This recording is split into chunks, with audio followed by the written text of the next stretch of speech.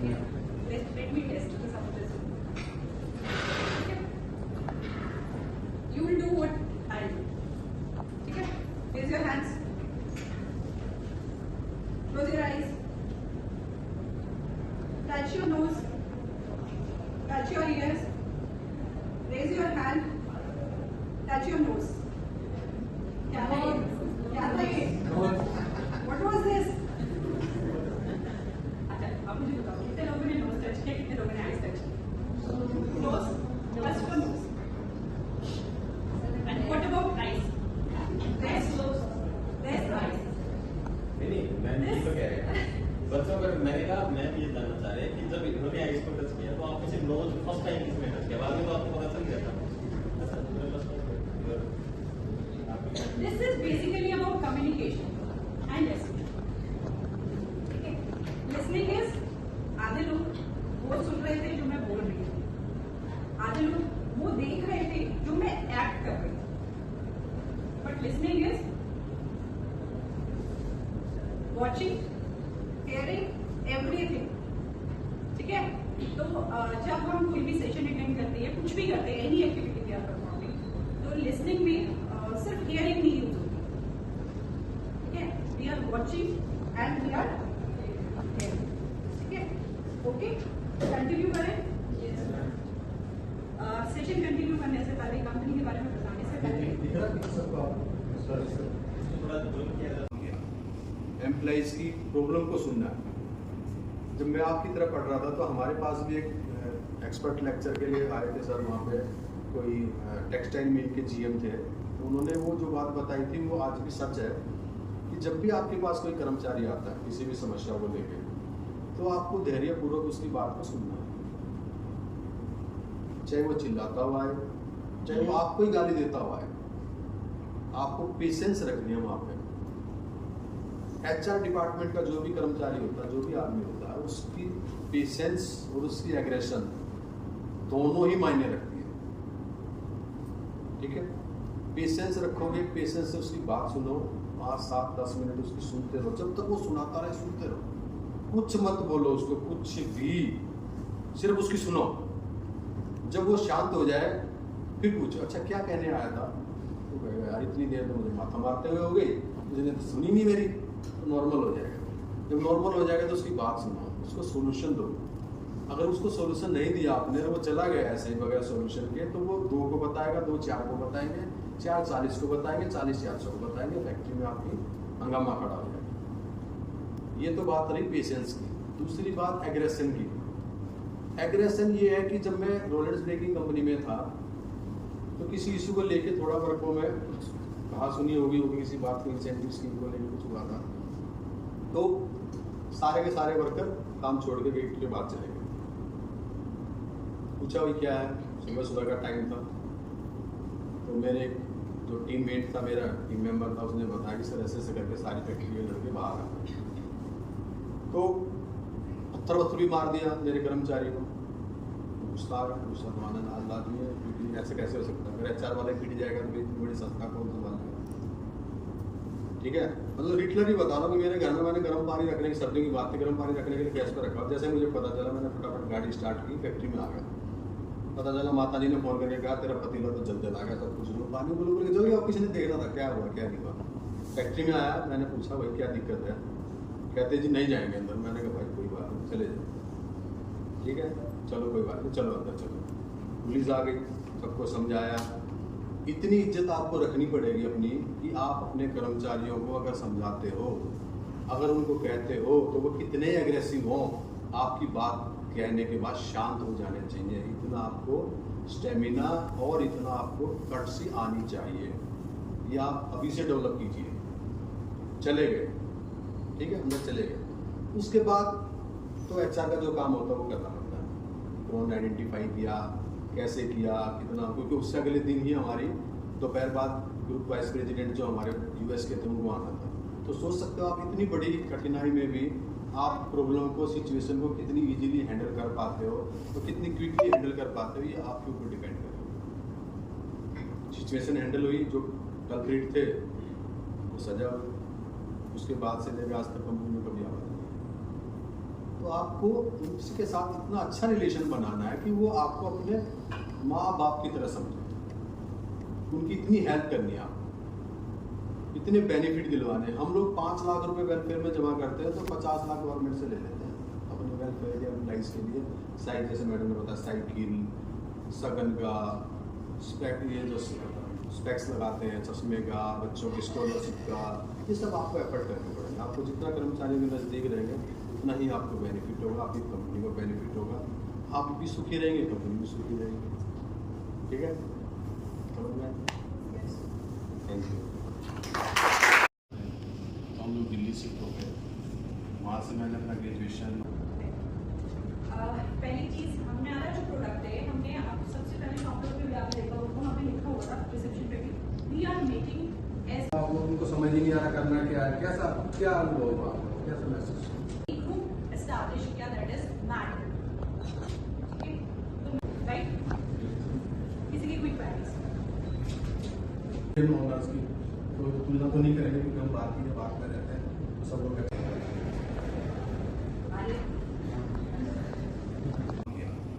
Employees की तो हम लोग दिल्ली शिफ्ट हो गए, वहाँ से मैंने अपना ग्रेजुएशन और ये जो डिप्लोमा किया, इसके साथ साथ डिप्लोमा करने के बाद फिर MBA किया। तो MBA करने के बाद सबसे पहले मेरी जो जॉब लगी थी वो C&H इंडिया कंपनी थी, खिलौना फैक्ट्री बोलते थे सोनीपत में, कोरियन कंपनी थी वो, इंडियन जॉइंट वेंचर से। तो यहाँ से मैं ये शुरुआत करना चाहूँगा कि जब हम किसी भी इंडस्ट्री में पहली बार ज्वाइन करने जाएं तो किस्मत से, भगवान से प्रार्थना करके ऐसी कोशिश कीजिए कि सिस्टमेटिक कंपनी हो पहले दिन से। C&H इंडिया में हमारे पास डिसिप्लिन इतना ज़बरदस्त होता था कि हम 1 मिनट भी लेट नहीं हो सकते थे फैक्ट्री में पहुँचने के लिए।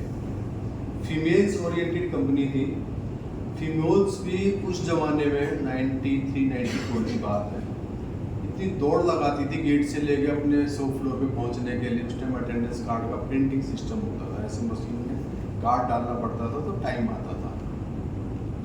तो सबसे पहली बात तो ये कि आप जहाँ भी जाएं डिसिप्लिन में रहें, टाइम की बहुत ज़्यादा वैल्यू। मुझे इस ग्रुप में भी काम करते हुए करीब 18 साल हो गए और शुरू से हमने देखा, जैसे मान लो अब आप लोग गए, हमारे यहाँ पे टाइम इतना परफेक्ट है कि जब भी हम किसी ट्रेनर से बात करते हैं या किसी ट्रांसपोर्टर से बात करते हैं तो हम ये बोलते हैं कि हमारा जो टाइम दिया गया है ना वो US स्टैंडर्ड का टाइम है, इंडियन स्टैंडर्ड का टाइम नहीं है कि 10 बजे बोला तो 11 बजे पहुँच रहे हैं, नहीं, 10 बजे बोला तो 9:50 पे हम अपनी जगह पे आपको मिलेंगे, आपको आना ही पड़ेगा। ठीक है, तो अगर आपने जीवन में आगे बढ़ना है तो टाइम सबसे मोस्ट इम्पोर्टेंट चीज़ है। किसी को भी कहीं पे भी टाइम दिया आपने पहुंचने का, किसी रिश्तेदार को, स्कूल में, कॉलेज में या कहीं नौकरी पे जा रहे हो तो बिफोर कम से कम 5 मिनट पहले आपको पहुंचना चाहिए। आज भी हमारे जो मैनेजर्स हैं, इंजीनियर्स हैं, इवन देन हमारी जो सीनियर मैनेजमेंट है, HODs है, जो उन लोगों को जो मैडम ने बताया MDP1 का जो प्रोग्राम होता है उसके अंदर टाइमिंग अगर मैं दिखाऊं आपको तो आप कहोगे कि आप रात को 2 बजे उठ के चलते हो हवाई जहाज पकड़ने के लिए।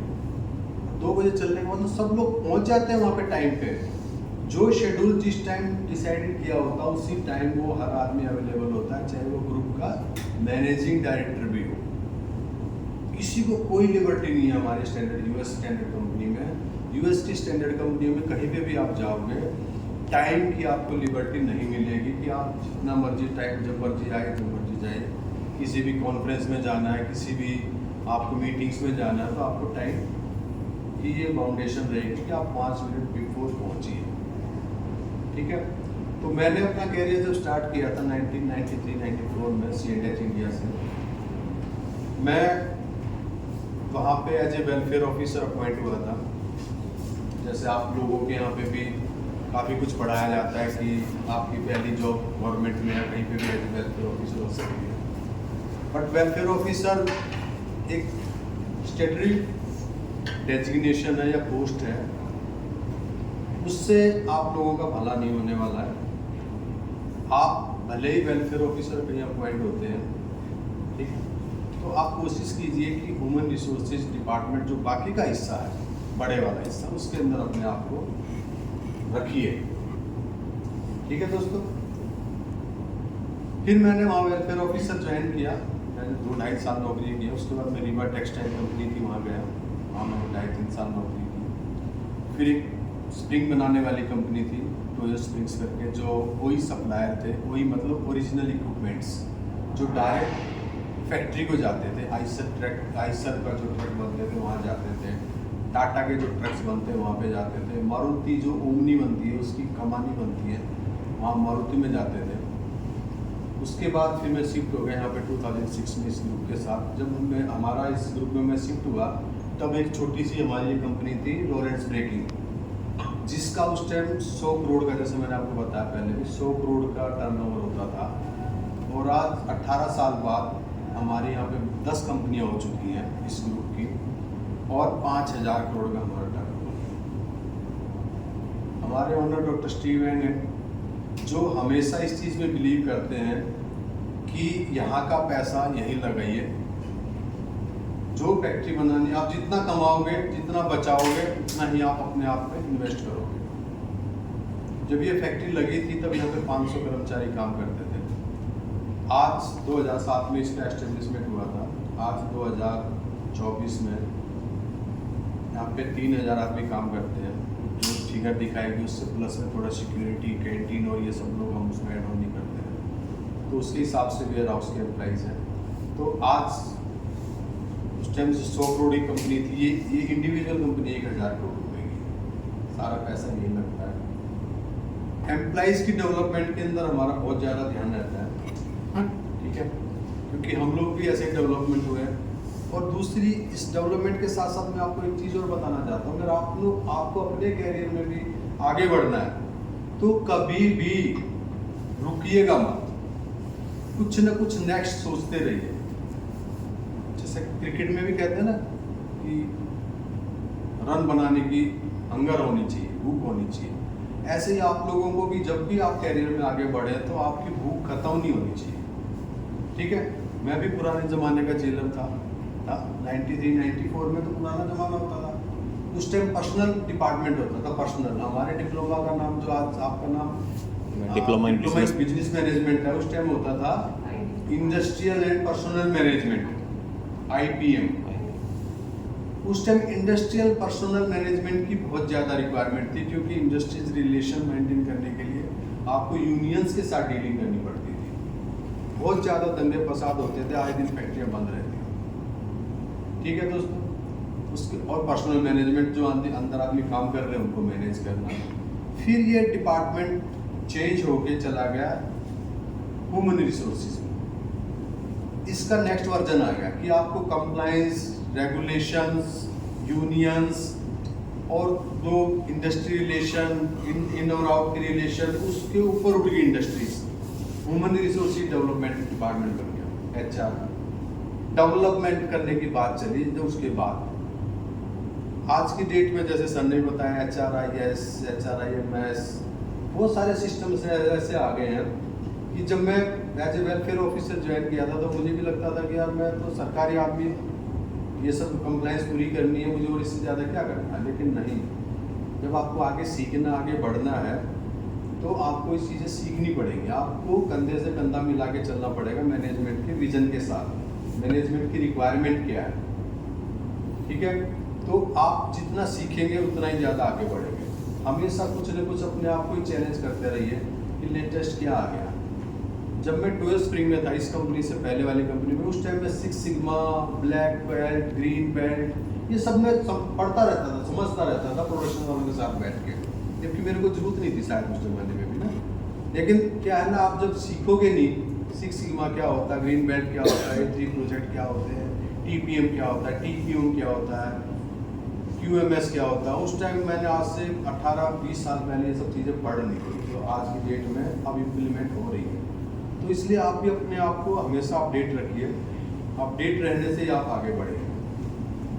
ठीक है, तो तो हमारा जो ओनर भी है उनका भी यही विजन है कि हमेशा अपडेट रहिए, नए आए दिन नई नई चीज़ें वो लाते हैं, नई नई चीज़ें इम्प्लीमेंट कराते हैं।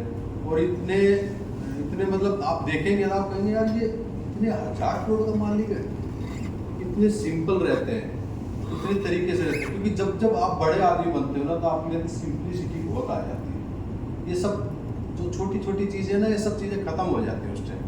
तो आपको एज ए प्रोफेशनल, एक अच्छा प्रोफेशनल बनना है, तो आप अपने एक तो माइंड सेट को क्लियर कीजिए कि मुझे नौकरी करनी है। पहली बात, नौकरी करनी है तो क्या सरकारी करनी है या प्राइवेट करनी है। तीसरी बात, क्या मुझे एंटरप्रेन्योर बनना है, तो एंटरप्रेन्योर बनना है तो स्टार्टअप कैसे लगाया जाए। अगर आप में से किसी के पेरेंट्स या कोई फैमिली में से किसी की इंडस्ट्री पहले से चल रही हो, तो उसको मैंने कैसे आगे बढ़ाना, क्या बेस्ट प्रैक्टिसेस आज के टाइम में चल रही है। बेस्ट प्रैक्टिसेस पे हमेशा ध्यान दीजिए आप, ठीक है। तो जब आप गवर्नमेंट जॉब करेंगे तो गवर्नमेंट के अंदर भी आप अपना पूरा 100% दीजिए ना। आप इस तरह से तैयारी कीजिए कि आप फेल नहीं हो सकते। अगर आप तैयारी अच्छे से कर रहे हैं तो आप पास हो जाएंगे। पास हो जाएंगे तो ज़्यादा टाइम मत खराब कीजिए, ये मेरी पर्सनल चॉइस है। अब 2 साल 3 साल से बहुत से लोग कहते रहते 3 साल से मैं तैयारी कर रहा हूँ गवर्नमेंट की, भैया नहीं सक्सेस मिल रही तो ड्रॉप कर दो, नेक्स्ट सोचो क्या करना है, ठीक है। अब रही बात एक और, अभी सर ने भी पूछा था, एक बात आई थी कि एक भाई ने पूछा था मेरे ने कि कैसे डिसाइड करें जब कोई आपसे पूछने आता है कि मेरे को जॉब चेंज मिल रहा है, मेरे को अच्छा पैकेज मिल रहा है, मैं उस इंडस्ट्री में जाऊँ या ना जाऊँ। तो पहले टाइम में जब पर्सनल डिपार्टमेंट होता था तो लोग पर्सनल मैनेजर के कमरे में आने से डरते थे, हिचकते थे कि जाएंगे तो हिसाब होगा, कोई ना कोई डिसिप्लिनरी एक्शन होगा। आज की डेट में HR डिपार्टमेंट इतना फेमिलियर हो चुका है कि हर एक आदमी को सपोर्ट करता है, हर आदमी उसके पास खुश हो गया आता है बात करने के लिए, ताकि उसको डेवलपमेंट की कुछ राह मिले। उसके पर्सनल, इवन देन हम लोग पर्सनल चीज़ों को भी उसको न्यूट्रलाइज करने की कोशिश करते हैं कि आपकी कोई पर्सनल प्रॉब्लम भी है तो हमारे एक्सपीरियंस से हो सकता है हम कुछ काम आए आपके और आपको बता पाएँ और आपकी उस पर्सनल प्रॉब्लम से भी आप निकल सकते हो। तो उसमें क्या है कि जैसे मेरा अपना बेटा है जिसने अभी BTech किया था छोटूराम यूनिवर्सिटी से, तो मैंने उसको मैकेनिकल इंजीनियरिंग में एडमिशन कराया, क्योंकि मैं इंडस्ट्री में हूँ तो नौकरी तो मिल ही जाएगी, ऐसा सोच के मैंने करवाया था। बट उसने लैंग्वेज सीखी पाइथन करके, अगर आपने सुनी हो तो IT में एक लैंग्वेज होती है पाइथन, वो लैंग्वेज सीखी तो उसका इंटरव्यू होने शुरू हो गए। सबसे पहले उसकी जो इंटरव्यू क्रैक किया उसने वो TCS में किया, TCS में सभी ऑफर लेटर वगैरह आ गए। उसके बाद जो आप पूछ रहे थे, उसके बाद उसका बायजूस में बायजूस जो कंपनी है, ये जो इंस्टीट्यूट है tuition time online teaching, online वाला, इसमें आया। तो क्या करें पापा, मैंने कहा अच्छा बताते हैं। फिर उसके बाद उसका ओप्पो में आया, ओप्पो जो मोबाइल फ़ोन बनाती है। उसके बाद फाइनली उसका एसेंचर, अगर एसेंचर आपने सुना, मल्टीनेशनल कंपनी है, ये भी US की कंपनी, IT कंपनी, उसमें आया। तो मैंने सबसे सारी चीज़ें एनालिसिस करके, क्योंकि हम लोग इंडस्ट्री में काम करते हैं, तो मैंने बोला आप एसेंचर ज्वाइन कीजिए, क्योंकि TCS इंडियन कंपनी है, बहुत अच्छे उसके अंदर सिस्टम्स हैं, बहुत अच्छी टेक केयर की जाती है एम्प्लॉइज़ की, बट ग्रोथ बहुत स्लो है, ठीक है। ओप्पो क्योंकि चाइनीज़ कंपनी है, कुछ पता नहीं कब क्या हो जाए, इंडिया चाइना के रिलेशनशिप का सबको पता है, कोई भरोसा नहीं क्या होगा, ठीक है। बायजू ऑनलाइन सिस्टम है जो कोरोना के टाइम में बहुत पॉपुलर हुआ, भविष्य का कुछ पता नहीं। तो जब भी आप किसी इंडस्ट्री में जाते हो या आप चेंज करते हो कभी भविष्य में, तो आपको ये देखना है कि उस इंडस्ट्री का ग्रोथ क्या है। हमारी कंपनी में भी लोग छोड़ते हैं, ऐसा नहीं कि नहीं छोड़ते, लेकिन जो टिके हुए हैं, जो काम कर रहे हैं 17, 18, 20 साल से, उनको लगता है कि ग्रोथ कंपनी की ऐसे जा रही है, 100 करोड़ से 5000 करोड़ में पहुंची, इसका मतलब कंपनी डूबने वाली भविष्य में भी नहीं है। तो जब भी आप सिलेक्शन करें किसी कंपनी का, तो उस कंपनी का ग्रोथ देखिए आप, उसका प्रोडक्ट देखिए आप कि प्रोडक्ट में क्या है, प्रोडक्ट में कितने चेंजेज आ रहे हैं, कितना उसका डाइवर्सिफिकेशन है प्रोडक्ट का, किस तरह के प्रोडक्ट वो बना रहा है, क्या एक ही प्रोडक्ट बना रहा है जिसके बेस पे कल को अपडेट नहीं कर पाया तो क्या फैक्ट्री फेल तो नहीं हो जाएगी, क्या फैक्ट्री बंद तो नहीं हो जाएगी, तो हमारा क्या होगा उस टाइम। हमारे साथियों का काम करने वालों का क्या होगा, तो आपको कंपनी जब भी ज्वाइन करें आप हमेशा माइंड में ये रखिए कि उस कंपनी का ग्रोथ लेवल क्या है सबसे पहले। दूसरा, फिर बहुत सारी कंपनियों के बारे में आप जब भी जानेंगे समझेंगे कि वहाँ पे एम्प्लॉय की टर्नओवर क्या है। अभी मैंने थोड़ी देर पहले बोला था फाइनेंशियल टर्नओवर कि 100 करोड़ से 5000 करोड़। अब एम्प्लॉय की टर्नओवर की बात आती है। एम्प्लॉय सबसे ज़्यादा कहाँ छोड़ के जाते हैं, किस कंपनी में जाते हैं, तो नेचुरली उस कंपनी में कोई ना कोई दिक्कत होगी, तभी तो एम्प्लॉयज इतने छोड़ रहे हैं। अब हमारे यहाँ पे भी क्या होता था, हमारी इस कंपनी में जैसे इंजीनियर्स छोड़ जाते थे। अब क्योंकि हम लोग मार्केट रेट के आसपास ही अपनी कंपनी में पैसा देते हैं, लेकिन फिर भी हमारी कंपनी में लोग प्रेफर्ड करते हैं काम करना, इसलिए कि यहाँ पे शांति है, यहाँ पे सिस्टम्स काम करते हैं, यहाँ पे किसी तरह की कोई पॉलिटिक्स नहीं होती है, यहाँ पे हर एक आदमी एक दूसरे की हेल्प करता है। यहाँ पे एचआर वाला अगर प्रोडक्शन के बारे में कुछ पूछ लेता है कि प्रोडक्शन वहाँ पे गलत क्यों हुई, तो प्रोडक्शन हेड नाराज नहीं होता है। ठीक है, तो अगर प्रोडक्शन वाला एचआर वाले से पूछ लेता है कि उस आदमी का तूने क्या किया, कैसे किया, क्यों किया, तो एचआर हेड नाराज नहीं होता है। इसलिए कि आपस में सबका एक ही कंट्रीब्यूशन है कि हमें कंपनी को आगे बढ़ाना है। सभी का एक ही एजेंडा है ना, सबका अल्टीमेट तो गोल तो वही है, कंपनी ग्रोथ करे। तो इस तरह की कंपनियों को आपको आइडेंटिफाई करना है जब भी आप आगे बढ़ेंगे। और ये जो काम दिखाए गए पीछे, ये एज ए वेलफेयर ऑफिसर के नहीं है। आपको अगर इस पोस्ट पे आना है, एज ए एचआर हेड बनना है फ्यूचर में, 5 साल में, 10 साल में, जितना आप कैरियर में ग्रोथ कर सकते हो, जितना फास्ट, ये सब काम आपको सीखने पड़ेंगे पहले दिन से। कंप्लाइंस पार्ट अब बहुत नॉर्मल हो चुका है, जैसा मैं समझता हूँ। गवर्नमेंट को भी ज़रूरत है इन्वेस्टमेंट की, और इंडस्ट्रीज को भी ज़रूरत है।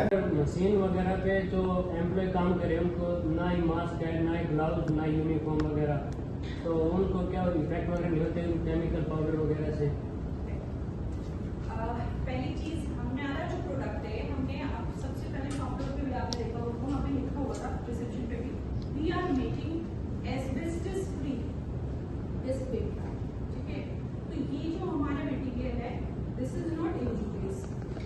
फर्स्ट थिंग इज आप लोगों को समझ ही नहीं आ रहा करना क्या है, कैसा क्या अनुभव हुआ, कैसा महसूस? कोई भी कुछ जो था वो ऑटोमेशन में था, अपना अपना काम में सबको पता था, पानी के काम में वो अपने वो भी कर रहे थे।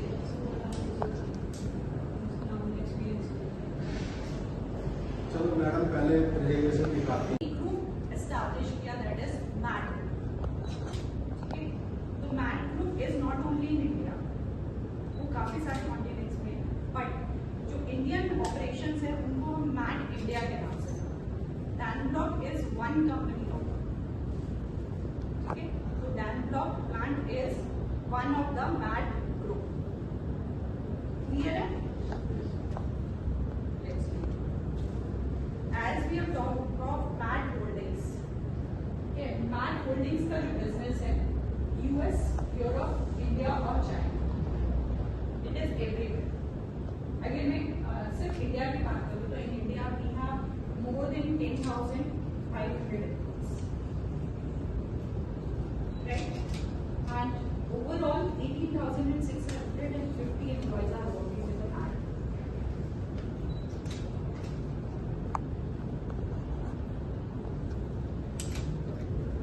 This is about the journey जो सर अभी बात कर रहे थे। We have started in 2003, जब एक ओल्ड कंपनी को हमारे ऑनर ने परचेज किया, उसके बाद we have started and we have never stopped. हमारे ऑनर की फिलॉसफी है कि whatever he is earning from here, he is not taking it back. वो एक नई कंपनी उसको establish करना है। So that is the reason from 2003 we have started. 2006 में रॉलेंस ब्रेकिंग हमारी ग्रुप कंपनी है, हमारी सिस्टर कंसर्न को यूनिट एस्टैब्लिश हुई। 2007 में मिनेटा प्लांट हमारा एस्टैब्लिश हुआ, which is also near by. आपने अभी फ्लोर पे देखा होगा शिम्स बैक प्लेट, आपने देखा होगा ना मेटालिक बैक प्लेट से की होगी, वो जो ओनर्स की तो तुलना तो नहीं करेंगे क्योंकि हम भारतीय बात में रहते हैं, तो सब लोग अच्छा ही करते हैं, बट कॉन्सेप्ट में कैसे ये लोग ग्रोथ करते हैं, कैसे हम लोग कहते हैं कि आज मंगलवार है दाढ़ी नहीं बनाएंगे, आज वीरवार है दाढ़ी नहीं बनाएंगे, आज ये वार है बाल नहीं धोएंगे, अंग्रेज जो कुछ भी नहीं मानते इन सब चीजों को, और वो कहाँ पहुंच गए हैं। ठीक है, मैं बिलीव पे किसी के ऊपर कोई ऐसा नहीं कह रहा, लेकिन क्योंकि मैं एक एमएनसी में काम करता हूँ, तो आगे बढ़ने के लिए आपको क्या क्या चीजों की जरूरत है, क्या क्या चीजें आप विजन अपना कैसे अच्छा कर सकते हैं। राइट, किसी की क्विक क्वेरीज?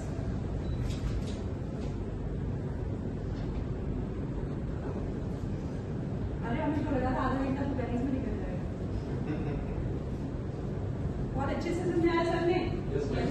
कुछ समझ में आया? वैसे समझ में आया कुछ? किस पॉइंट ऑफ व्यू से समझ में आया? 3-4 चीजें एक्टिविटी होती है, प्लांट मेंटेनेंस होता है, मशीनरी मेंटेनेंस करते हैं, एक एचआर होता है, एक एससीओ होता है, सप्लाई चेन मैनेजमेंट, जिसमें परचेज भी आता है, पीडीसी आता है, तो प्रोडक्शन होता है। तो आपको किस चीज पे क्या समझ में आया? मतलब प्रोडक्शन आपको होते हुए लगा, या आपको लगा कि यार आदमी, जैसे आप लोग तो थर्ड पार्टी हो, आप तो बिल्कुल फ्रेश आईज हो, हमें नहीं पता, हम तो दिन रात